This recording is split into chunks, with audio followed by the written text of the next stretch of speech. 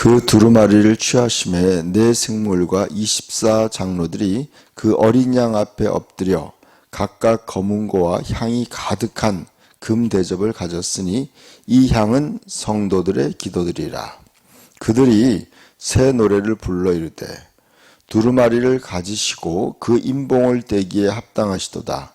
일찍이 죽임을 당하사 각 족속과 방언과 백성과 나라 가운데에서 사람들을 피로 사서 하나님께 드리시고 그들로 우리 하나님 앞에서 나라와 제사장들로 삼으셨으니 그들이 땅에서 왕노릇 하리로다 하더라.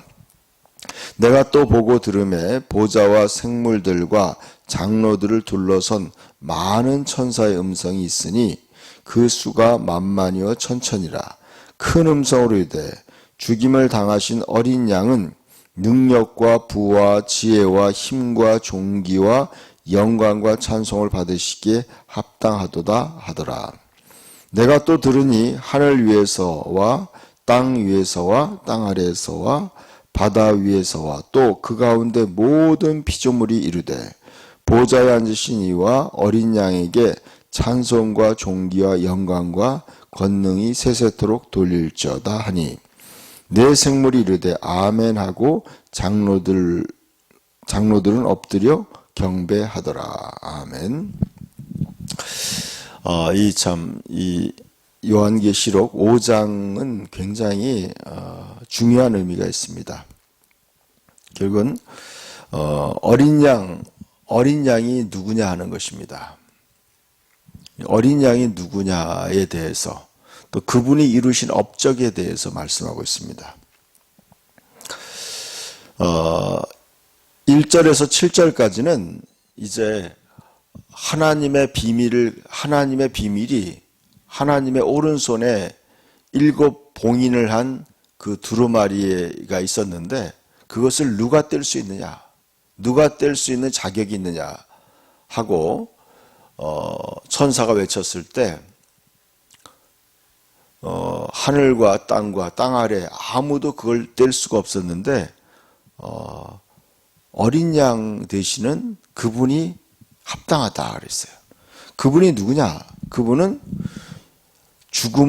죽었던 흔적이 있는 분인데 그분이 어떤 분이냐? 그분은 7 뿔과 7 눈이 있는 분이다. 7 뿔은 완전한 권세를 의미하고요.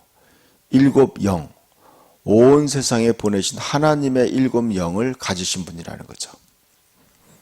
그분이 이제 보좌에 앉으신 이에서 오른손에서 책을 받으셨어요. 취했더니 그 두루마리를 취하심에 네 생물과 24장로들이 그 어린 양 앞에 엎드려 그랬어요.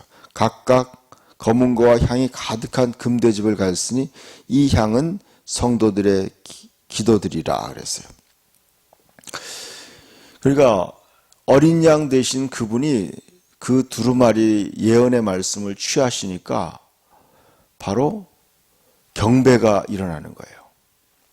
자, 중요한 것은 뭐냐면 이 장로들과 네 생물이 그분 앞에 엎드려 절한다는 거예요. 경배한다는 거예요. 그러니까 여러분 이 요한계시록 마지막에 가면요. 요한이 천사에게 감동을 받아서 천사에게 절을 하려고 그래요. 근데 천사가 절을 안 받아요. 오직 경배를 받는 것은 하나님뿐이 없다는 거예요. 그러니까 지금 이 어린 양에게 경배한다는 것, 어린 양이 곧 하나님이라는 뜻이에요. 하나님. 희생양으로 돌아가신 우리 주 예수 그리스도가 바로 누구냐는 거예요. 바로 그분이 하나님이라는 거예요. 그분에게 경배를 드리고 그분에게 기도도 드렸다는 거예요. 기도도. 향이 가득한 금대접을 그분에게 또 드리는 거예요. 그러면서 그분의 업적을 찬양하는 거예요. 그분의 업적이 뭐냐? 그분은 각 족속과 방언과 백성과 나라 가운데서 사람들을 피로 사서 하나님께 드렸다는 거예요.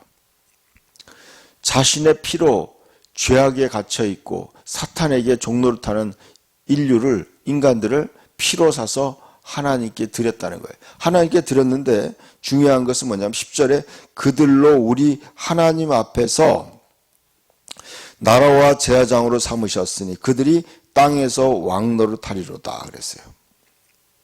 여기 보니까 중요한 이 구절을 제가 오늘 여러 원어도 성경도 찾아보고 이렇게 찾아보니까 여러분 이게 굉장히 중요한 거예요. 아주 우리에게 중요한 의미가 있는 말씀이에요. 사람들을 피로 사서 하나님께 드리시고 그들로 우리 하나님 앞에서 나라와 제사장들로 삼으셨으니 그랬어요. 이 나라라는 말이 표준 원문 성경에는 이것을 왕들이라고 나와 있어요. 왕들, 복수형으로 나와 있어요. 왜 복수형이 맞냐면 하나님 앞에서 왕들과 제사장들로 삼으셨으니 그들이 땅에서 왕 노릇하리로다 그랬어요. 그러니까 앞에 나라라는 말은요, 이것은 잘못된 번역이에요. 이것은 복수형이에요. 왕들이에요, 왕들.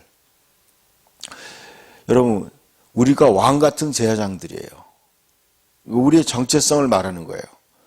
예수 그리스도께서 피로 우리를 사서 우리를 뭐예요? 하나님 앞에 왕들과 제사장들로 삼으신 거예요. 그래서 우리가 어떻게 하느냐? 그들이 땅에서 왕노릇하리로다.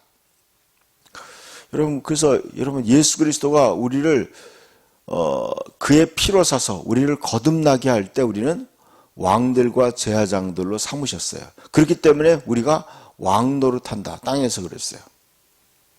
이 땅에서 왕노릇한다는 것은 두 가지 의미가 있다고 생각해요. 하나는 뭐냐면 지금 현 시대에 우리가 왕들의 역할을 감당해야 된다는 게 있고 또 하나는 천년왕국 때 우리가 그리스도와 함께 왕노릇한다고 말씀하고 있어요. 첫째 부활에 참여한 자들이.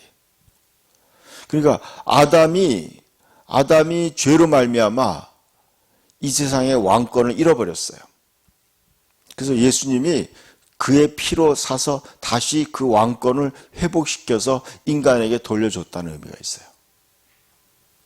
여러분, 저는 이 말씀을 이제 연구하면서 예전에는 처음에는요, 제가 예수 믿고 우리가 천국 간다는 거,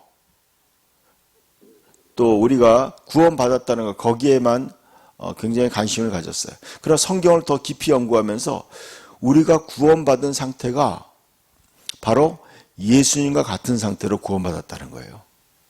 너무 놀라운 거예요, 여러분. 예수님과 같은 하나님의 자녀로 구원받았다는 거예요. 예수님 뭐예요? 왕과 제사장이에요. 또 선지자였어요.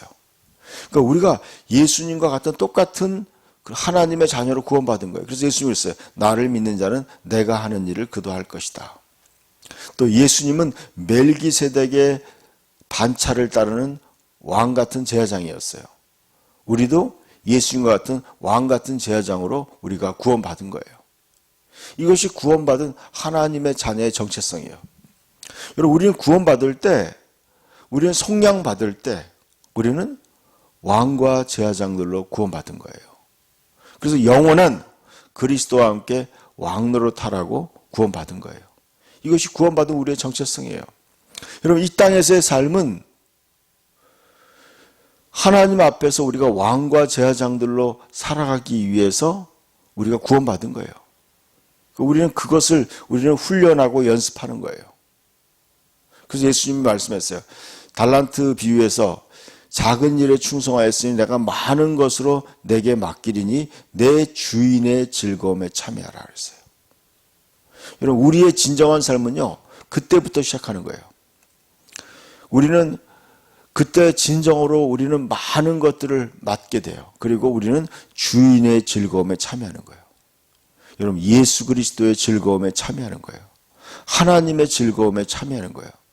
요한복음 17장에 예수님이 대제사장의 기도를 할 때 아버지여, 창세전부터 내가 누렸던 그 영광을 그들도 보게 하옵소서. 그들도 함께 누리게 해달라고 기도하신 거예요.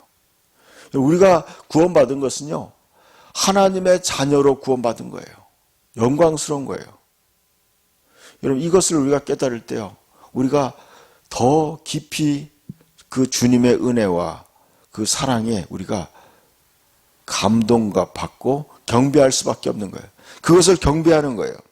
이 지금 여기 보니까 지금 이 12절 13절에 보니까요. 죽임을 당한 어린 양은 능력과 부와 지혜와 힘과 존귀와 영광과 찬송을 받으시는 것이 합당하도다 그랬어요. 또 땅 위에와 하늘 위에와 땅 위에와 땅 아래의 바다 위에와 그 가운데 모든 피조물이 이르되 보좌에 앉으시니와 어린 양에게 찬송과 존귀와 영광과 능력을 권능을 세세토록 돌릴지어다 그랬어요. 여러분 우리가 하나님을 예배하는 이유가 바로 이거예요. 우리가 하나님 아버지께 예배하는 이유가 이거예요.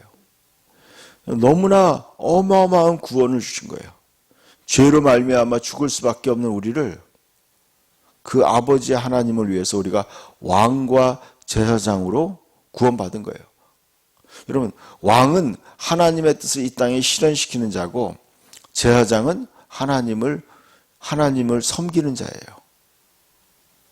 다 하나님을 위해서 우리는 왕과 제사장으로 부름받은 거예요. 구원받은 거예요. 여러분 이 정체성을 깨달아야 돼요. 그렇기 때문에 우리는요 먼저 그의 나라와 그의 의를 구해야 돼요. 여러분 우리가 조심해야 돼요. 예수 믿고 구원받았으니까 우리 이 땅에서 잘 살자. 그것이 우리의 삶의 목적이 아니에요. 우리의 삶은 영원한 것에 있는 거예요. 우리는 적은 무리여 누가복음 22장에 예수님이 있어요. 적은 무리여 두려워하지 말라. 아버지께서 그 나라를 너희에게 주기를 기뻐하시느니라 그랬어요. 또 예수님이 이렇게 말씀했어요. 제자들에게 얘기했어요. 너희가 나중에 세상이 새롭게 되었을 때 나와 함께 이스라엘 12지파를 너희가 심판할 것이다 그랬어요. 예수님과 함께 심판자의 자리에 앉을 거라는 거예요. 요한계시록 20장에 제가 지난주에 설교한 게 보면 그래요. 이제 보좌에 앉은 자들을 봐요. 그들이 심판하는 권세를 받았다 그렇게 얘기하고 있어요. 심판하는 권세. 어제 제가 설교할 때 요한계시록 20장의 그 예수님의 높고 큰 보좌에 흰 보좌에 앉아있는 예수님 봐요. 여러분 우리가 예수 그리스도와 함께 심판자의 자리에 앉게 된다는 거예요. 첫째 부활에 참여한 자들이. 여러분 우리가 구원받은 게 얼마나 위대한 건지 아셔야 돼요. 그럴 때 우리는요 항상 먼저 그의 나라와 그의 의를 구하게 되는 거예요. 그리고 하나님을 예배하게 되는 거예요. 경배하게 되는 거예요. 우리의 삶에 너무나 큰 구원을 주신 영원한 구원을 주신 그분께 우리가 경배하고 또 감사하고 또 그래서 우리는 우리 자신을 거룩한 산제사로 하나님께 드리는 거예요. 우리 자신을. 그래서 하나님 오늘도 주님께서 내 마음에 오셔서 나를 다스리시고 주님 뜻대로 나를 주님의 몸으로 주님의 가지로 사용해 달라고 그렇게 우리가 기도했으면 좋겠습니다. 기도합시다. 하나님 아버지 감사합니다. 우리를 피로 사서 하나님께 드리고 우리를 하나님 앞에서 왕과 제사장들로 삼으셔서 우리로 땅에서 왕과 제사장으로 주님을 섬기게 하여 주시옵소서. 우리가 구원받은 그 목적이 아버지 하나님을 위해서 우리가 왕들과 제사장으로 만들어진 것을 깨닫고 그 은혜에 합당한 삶을 살기 원합니다. 오늘도 우리의 모든 것을 주님 뜻대로 사용하여 주시고 또 우리를 통해 영광 받아 주시옵소서. 예수 그리스도의 이름으로 기도드립니다. 아멘.